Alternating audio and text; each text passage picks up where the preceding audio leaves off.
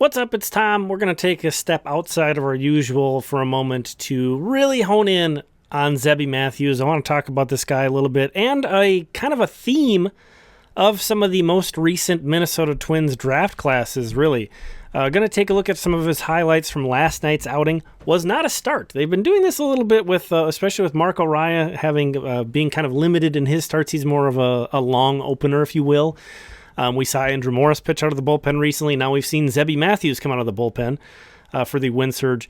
Enters in the fifth inning, finishes off the games. 5 innings pitched, 1 hit, no runs, 1 walk, 6 strikeouts, 69 pitches, 49 of them were strikes. That is a 71% strike percentage. So, insane outing, but it's insane to say that it was just more of the same from Zebby Matthews. This is what he's been doing, and it's remarkable. He is on a remarkable run.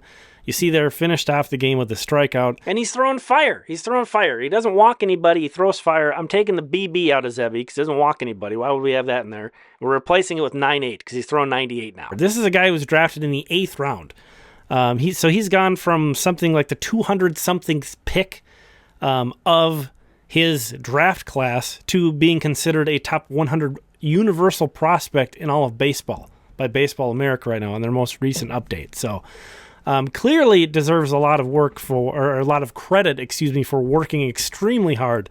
I think the Twins also deserve some credit for identifying this guy and helping him get to where he can go. I'm sure they've helped a lot.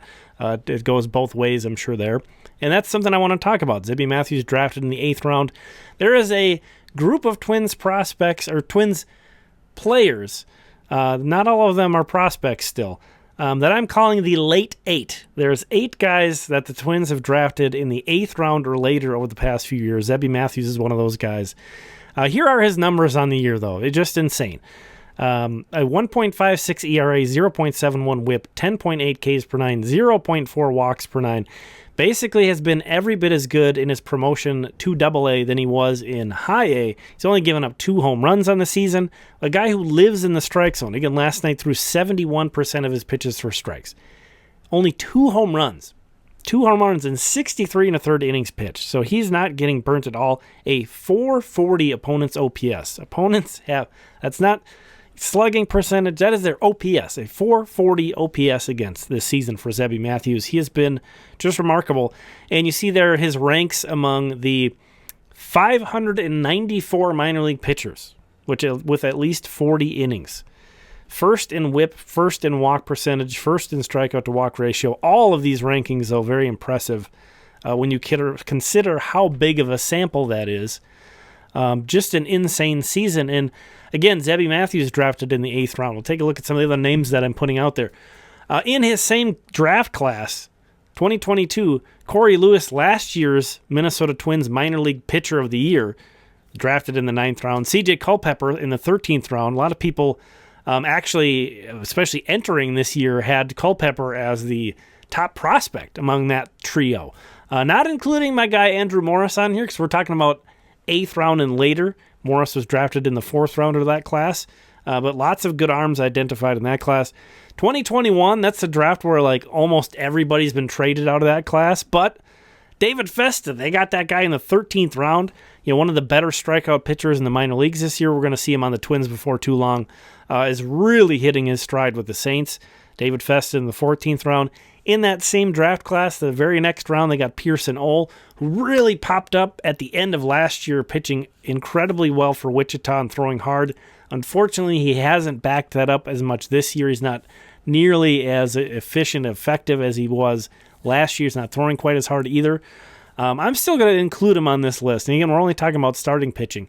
But Pierson Ohl, if you want to, you can swap in Jalen Nowlin for him. I put that asterisk there. If that's who you want to be your 8th guy, he was drafted in the 19th round in 2021. I think Ohl is more likely to keep progressing as a starting pitcher, but I think Jalen Nowlin might be more likely to make the major leagues, but maybe as a reliever. He's a lefty, the only lefty, well, other than Brent Headrick, who we're going to get to in a sec, in this group. Headrick, some of you might be rolling your eyes at this one for me to be propping him up, but he was a 9th round pick back in 2019. And I think there might be more to see from him. Maybe a la Cole Sands. Some of these guys take some time to get a feel for what they're doing. Brent Headrick still he's injured right now, but they're still starting him. I'm not sure if there's really a path there. I think at a certain point, they're just going to have to say, you're a reliever, roll with it. And honestly, right now, the Twins could probably use another left-handed reliever. So hopefully when he gets back, we see him kind of carving out a role, again, a la Cole Sands. 15th round pick, Louie Varland in 2019. And I know some of his shine is worn off, especially this year, getting beat up early and losing his rotation spot to Simeon Woods-Richardson. But, he's come back up and contributed some things with the Twins. And again, a 15th round pick. There are not that many guys in the 15th round that get this far along in their major league careers. Just to reach the major leagues as a 15th round pick, that's just really insane. And then the guy to me who kind of started this whole trend of the Twins being really good at identifying starting pitching prospects super late was Bailey Ober.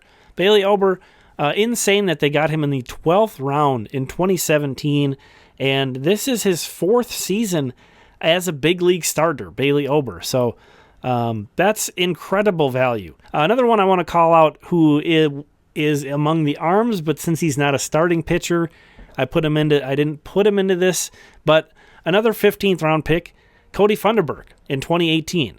Was a 15th round pick, and he's been a contribute back with the Twins, recently recalled. Now moving over to Bailey Ober, he was the number 346 overall pick of his draft class. 345 other guys got drafted before Bailey Ober in 2017. That is just so crazy. Among the hundreds and hundreds of pitchers to be drafted in the 12th round who signed, Bailey Ober already, again, he's got a career ahead of him, but he already ranks 12th in Baseball Reference WAR among that sample. We narrowed it down, that's for all years. We narrowed it down to post-2000 again in this millennium. He's only 4th behind Robbie Ray, Craig Stammen, and Michael King. So this is unusual. It's unusual for any team to hit on picks this late. For the Twins to be consistently doing this now for a good number of years, in the Derek Falvey era, in the Sean Johnson era, whatever you want to call it, there are obviously many people who have their fingerprints on these names that we're seeing here. Different area scouts, different cross checkers, so many people getting information and scouting and data on these guys. So it's not just one group, but the Twins clearly have something going on here. We'll see. A lot of these guys are still developing. Even Zebby Matthews, who I'm getting excited about here. He's still on his way up the chain, and we'll see how that goes. I've been expecting adjustments to be made. I mean, the way I was thinking about it, once he got promoted from Cedar Rapids to Double-A, it's like you can't throw 70+% of your pitches for strikes and continue to get away with it in Double-A, and he has. So it's like, all right, the guy's throwing 98. He doesn't walk anybody. Nobody's making him pay for living in the zone. Like, what are we seeing here? This is special. And again, we'll see if he can keep it up, but there might even be some more names joining this crop from the 2023 draft class. I messed that up. This 2024 season from the 2023 draft class. Of course, the 2024 draft hasn't happened yet, but their 10th, 11th, 13th, and 15th round picks are all showing some various degrees of promise. And among these guys, Ty Langenberg and Jeremy Lee have already been promoted from Fort Myers to Cedar Rapids. So they're already up a level. But I'm not going to read through all the stats here, but you can see the numbers. But Ross Dunn, Ty Langenberg, Jeremy Lee, and Spencer Bengard, all of these guys kind of showing some intrigue. And now that the Twins have established this is kind of a player pool they're having some success with, I think these are 4 names to watch for sure. Langenberg especially, to me, has jumped out watching him pitch some. So maybe even some more guys coming. And, of course, the 2024 draft is coming up. Once those draft classes come out and you see the lists and, it's a 20-round draft, you might look at after the first handful of rounds and think, those guys are all afterthoughts. No. It could be within a year or two that we're talking about these guys as top prospects. Again, Zebby Matthews, 8th-round pick. Less than 2 years later, He is a top 100 prospect across all of baseball, according to Baseball America. Unbelievable stuff. Thank you so much for checking this one out. Really appreciate you.